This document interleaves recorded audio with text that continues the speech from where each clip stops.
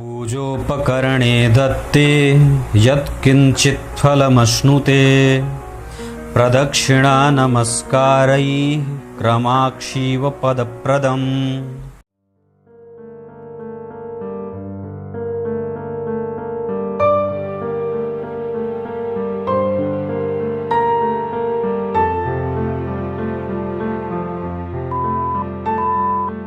प्रिय दर्शकों नमस्कार, एक बार फिर से उपस्थित हूं आप सबके सामने। आज मैं आपसे एक ऐसे विषय पे चर्चा करने वाला हूं जो ज्योतिष का महानतम सिद्धांत हो सकता है।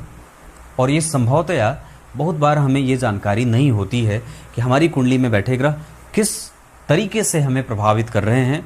और कई बार हमें ये लगता है कि ये जो दशा है ये अच्छी जाएगी, पर वो अच्छी नहीं जाती। या कई बार हम इस दशा काल में एक प्रेडिक्शन करते हैं कि ऐसा होगा, पर वो ऐसा नहीं होता है। शुरू करते हैं आज का कार्यक्रम। कहीं नहीं जाना है, बिल्कुल बन के रहिएगा।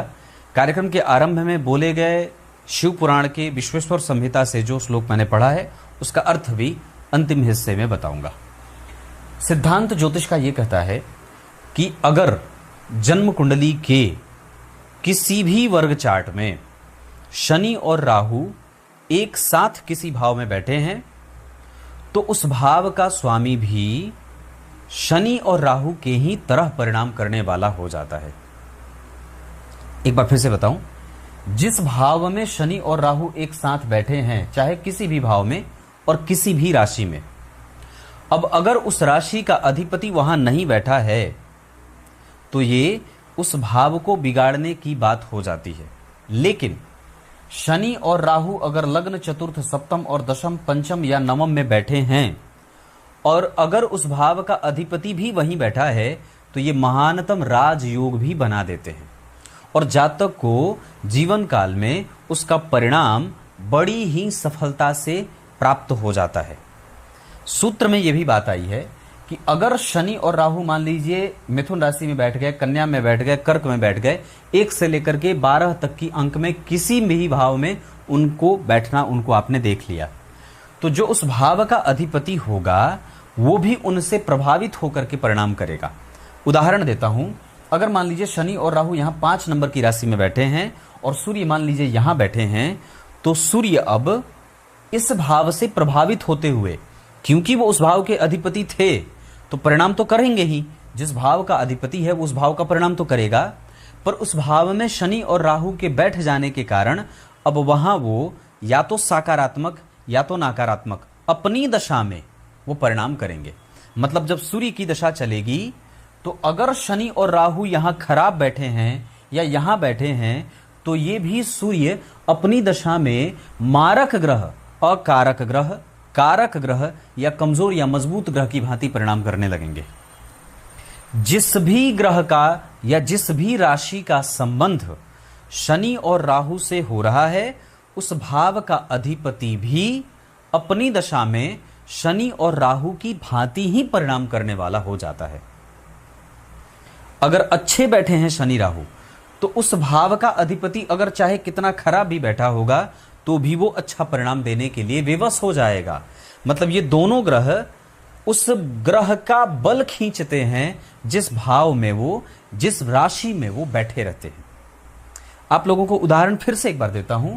मान लीजिए शनि और राहु यहां 5 नंबर या 6 नंबर या 10 नंबर की राशि में नहीं, 7 नंबर में बैठ गए। मान लीजिए शनि और राहु यहां 7 नंबर की राशि में बैठ गए और शुक्र बैठ गए लग्न में या शुक्र बैठ गए यहां, तो अपनी दशा काल में शुक्रदेव 11वें भाव से प्रभावित होते हुए उसकी महत्वाकांक्षा की वृद्धि करेंगे, उसको लालची बनाएंगे, उसको कठोर बनाएंगे, उसको जिद्दी, हठी, गुस्सैल, क्रोधी बना सकते हैं। अगर शनि और राहु सप्तम भाव में बैठे हैं और मान लीजिए यहां 5 नंबर की राशि बनी है और सूर्य बैठे हैं द्वितीय भाव में, तो जब सूर्य की दशा आएगी तो यहां पे भी कमजोरी होगी, यहां भी वो अपने अच्छे और बुरे परिणाम देंगे। आप लोग इसको समझ सकते हैं अपनी कुंडली में। अगर शनि और राहु एक साथ किसी भाव में बैठे हैं तो स्पष्टतया ये बात मैंने कही है। अगर वो अष्टम भाव में बैठे हैं और अष्टमेश अगर जन्म कुंडली में कहीं बैठे हैं तो जब भी अष्टमेश की दशा चलेगी तो ये मारकेश हो जाएंगे, डबल मारक हो जाएगा।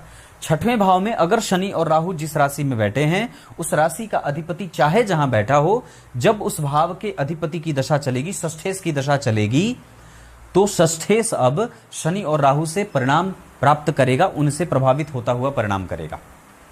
वहीं अगर 12वें भाव में शनि और राहु बैठे हैं, इस भाव का अधिपति चाहे जहां बैठा हो अपनी दशा काल में इस भाव से प्रभावित करेगा, खराब या मजबूत, ऐसा। अब आइए आपको आरंभ में मैंने जो श्लोक पढ़ा था उसका अर्थ बता दूं। लिखा गया, पूजोपकरणे दत्ते यत् किंचित फलमश्नुते, कि जो कोई भी पूजा या दर्शन मात्र कर लेता है या पूजा में सामग्री दे देता है, जहां कहीं भी शिव जी की पूजा होती हो वहां पे कुछ पूजा की सामग्री दे देता है, उसको भी उतना ही फल प्राप्त होता है। क्या लिखा है कि अपने द्वारा स्थापित शिवलिंग, स्वयंभू शिवलिंग, देवताओं के द्वारा स्थापित शिवलिंग, ऋषि महर्षियों के द्वारा स्थापित शिवलिंग की पूजा अर्चना करने का विशेष फल प्राप्त होता है। अपने से भी अगर कोई स्थापित शिवलिंग है उसकी भी पूजा विशेष रूप से करनी चाहिए। और अगर उस पूजा के प्रकरण में सामग्री अगर आप स्वयं भी दे देते हैं, कुछ दे देते हैं, अगर आप पूजा करने के योग्य नहीं हैं, तो भी आपके हाथ से दिए गए पूजा की सामग्री का बल आपके बल की वृद्धि करने वाला होता है। हमारे आचार्य ऐसा ही कहते हैं। कुछ इसी तरीके से आज के इस कार्यक्रम का समापन करते हैं। कार्यक्रम रोज दिन देखा करिए और जय श्री कृष्ण अवश्य लिखा करिए। तब तक के लिए बहुत बहुत नमस्कार।